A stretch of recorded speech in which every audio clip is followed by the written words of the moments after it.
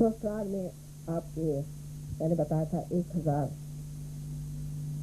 नाड़ियां हैं, और वो ये जो आपको बीच में जगह दिखाई देती है उसके चारों तरफ 1000 नाड़ियां हैं, और ये संवेदनशील है हमारे आनंद से।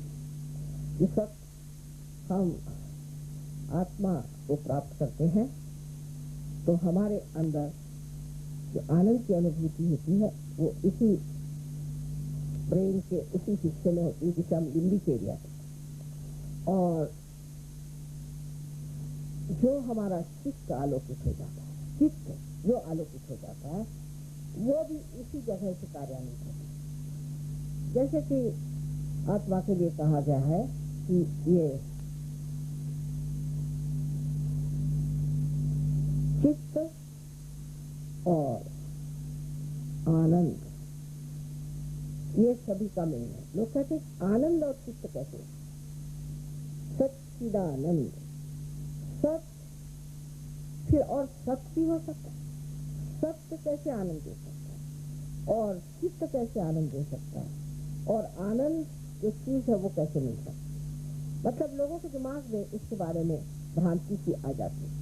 अब सच्चित आनंद की जो बात है आत्मा की तो ऐसी है कि जब आपकी ये लिम्बिक एरिया जागरूक हो जाती है तो आप सत्य को जानते हैं, क्योंकि आपके हाथ से चैतन्य बहने लगता है। फिर आप किसी की और भी ऐसा हाथ करेंगे तो आप जान जाएंगे कि इस उंगली में पकड़ आ रही, इस उंगली में पकड़ आ रही, क्या इसकी तकलीफें हैं, कौन सी इसकी श्रेणी है, ये आदमी अच्छा है कि बुरा है, ये आप इस चैतन्य से जान जाए। माने आप केवल सत्य को जान सकते हैं। यहाँ बैठे बैठे आप जान सकते हैं कोई भी आदमी जो बहुत दूर है कि आप उस आदमी के बारे में सब कुछ इस तरह से जानते हैं कि वो इतना दूर होते हुए उसकी कौन सी तकलीफें हैं, उनके डॉक्टर कौन से पकड़े हुए हैं, उनको क्या परेशानी। और अगर आपको सहयोग में आप उसको पूरी तरह से प्रवीण हो जाए तो आप उसको ठीक भी कर सकते हैं और उनकी दशा भी ठीक कर सकते हैं। ये तो लिम्बिक एरिया में ही ये कार्य होता है जहाँ आप केवल सत्य को जानते। मतलब ये कि जब आपका चित्त किसी भी इंसान की तरफ जाता है, किसी भी इंसान की तरफ जाता है तो आप उसके बारे में जान सकते हैं, पहली बात। दूसरी बात, इतना ही नहीं कि आप जान सकते हैं, लेकिन दूसरी बात यह है कि अगर आपका चित्त उसकी ओर गया तो आप उसको कार्यान्वित कर सकते हैं। यानी जैसे समझ लीजिए टेलीविजन में आप किसी इंसान को देख रहे हैं तो वहां से प्रसारित हुआ वो एक चित्र हमारे सामने आया, लेकिन वो चित्र सिर्फ टेलीविजन में ही रहता, उसमें से निकल के कुछ कार्य नहीं करता। पर ये जो चित्र है, ये जब आप इसको प्रोजेक्ट करते हैं तो वो जा करके कार्य भी करता है। जैसे आपने किसी के बारे में सोचा कि यह आदमी है, कैसा होगा क्या, फौरन आपका चित्त वहां जाकर कार्य करेगा। क्योंकि ये जो सारा ईथर आप इससे रेडियो वगैरह चलाते हैं, इस ईथर की जो सूक्ष्मता है वही परम चैतन्य भी है। अरे पूर्ण परम चैतन्य नहीं, किंतु ईथर की भी सूक्ष्मता वही है। तो यहाँ से जब आप किसी के बारे में सोचेंगे, आपका चित्त जाएगा तो आप जानिए कि आपने उसे ठीक कर दिया, उसकी हालत ठीक कर दी। फिर ऐसे आदमी की नजर तक बहुत कमाल है, क्योंकि उसकी नजर में कोई,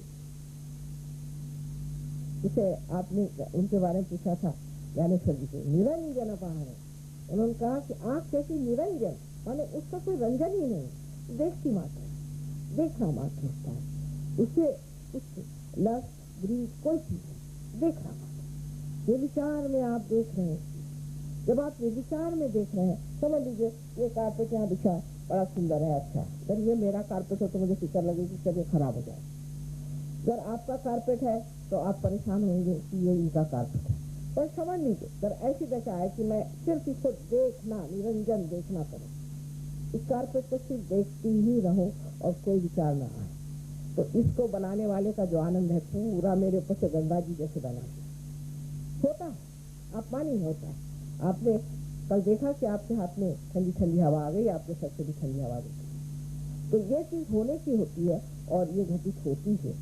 पर इसके लिए सुषुम्ना नाड़ी जो है बीज की, इसके अंदर से ही ये कार्य होता है। सुषुम्ना नाड़ी जो है इसके ही अंदर ये 3.5 इसमें से लपेटा हुआ, जैसे एक कागज पर 3.5 इसमें लपेट दे, इस तरह की चीज है, उसके बराबर बीच से जो ब्रह्म नाड़ी है उसमें से ही कुंडलिनी निकलती है, और जब वो निकलती है और इसको ब्रह्मरंध्र को छेद कर बाहर निकल आती है, तो आपको आश्चर्य होगा कि उस वक्त आपके आत्मा का जो प्रकाश है आपके चित्त में आ जाता है, और इसीलिए आपके चित्त से आप बहुत कुछ कार्य कर सकते हैं। अब दूसरी चीज ये है कि सत्य आप कैसे जानते हैं, क्योंकि आपका लिम्बिक एरिया जो है वही एनलाइटेंड हो जाता है और आपके हाथों में आप सत्य जान सकते हैं। और आनंद ऐसी चीज है कि इसमें सुख और दुख ऐसी दो चीजें, केवल आनंद मात्र।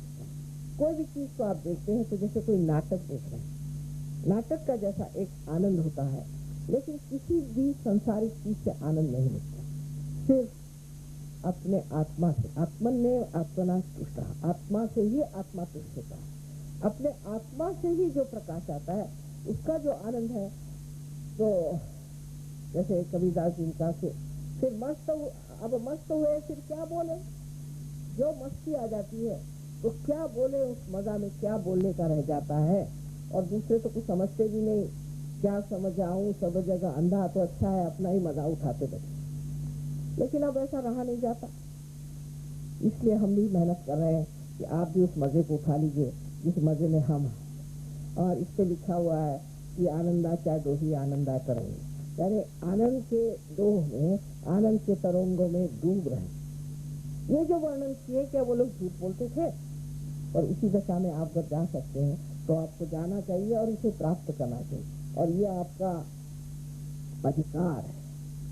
यह सुषुम्ना नाड़ी जो बीच की है, इसमें कभी कभी खलल पड़ जाता है, क्योंकि या तो आप लेफ्ट में ज्यादा जाते हैं, राइट में ज्यादा जाते हैं, तो इस असंतुलन से, इस इम्बैलेंस से आपकी सुषुम्ना खराब हो जाती है, और इसी के कारण कभी कभी कुंडलिनी के चढ़ने में दिक्कत होती है। पर जो वर्णन किया गया है कि कुंडलिनी के चढ़ने से ये होता है, वैसा कुछ नहीं होता। इसको भी ठीक किया जा सकता है, आपको संतुलन में भी लाया जा सकता है, और आप इस आनंद को भी बहुत सहज में प्राप्त कर सकते। पर इसमें एक बात है कि आज का सहयोग एक समष्टि का है, एक व्यक्ति का नहीं, कलेक्टिव है, एक पूर्ण विराट का है। उसका अंग प्रत्यंग आपको होना चाहिए। घर आप चाहे मैं अपने घर में फोटो रख के पूजा करता हूँ, मैं फलाना, उससे कुछ फायदा नहीं होने वाला। कल फिर कोई ना कोई बीमारी हो जाएगी, कल कोई ना कोई विपदा आ जाएगी, तकलीफ हो जाएगी। इसलिए आपको कलेक्टिव में आना चाहिए। आज मुझे ऐसा लगा, मतलब विचार करने पर, कि ये जो इतने बड़े बड़े लोग बनते हैं और जो अपने को बहुत बड़ा सुना, ये लोग सहयोग में क्यों नहीं आते? इधर उधर आए गहरे नक्सू ठहरे लोगों के पास जाते हैं, उनके चरण छूते हैं, आखिर क्या बात?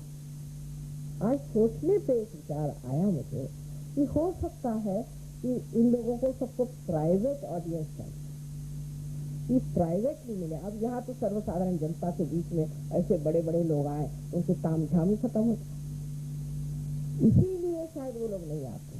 और ईसा मसीह ने कहा है कि ऐसे लोग परमात्मा के साम्राज्य में नहीं जाए। साफ साफ उन्होंने कहा कि एक बार एक ऊंट जो है वो सुई के छेद में से लांग जाएगा, पर ये लोग परमात्मा के साम्राज्य में नहीं। साफ साफ क्योंकि इतना इनको नुकसान होता है, इतनी तकलीफें होती है, इन गुरुओं से मार खाते हैं, मुझे बार बार बुलाते हैं, हमें ठीक करिए, ये करिए, पर ये सारे साधारण समाज में साधारण इसमें नहीं आते।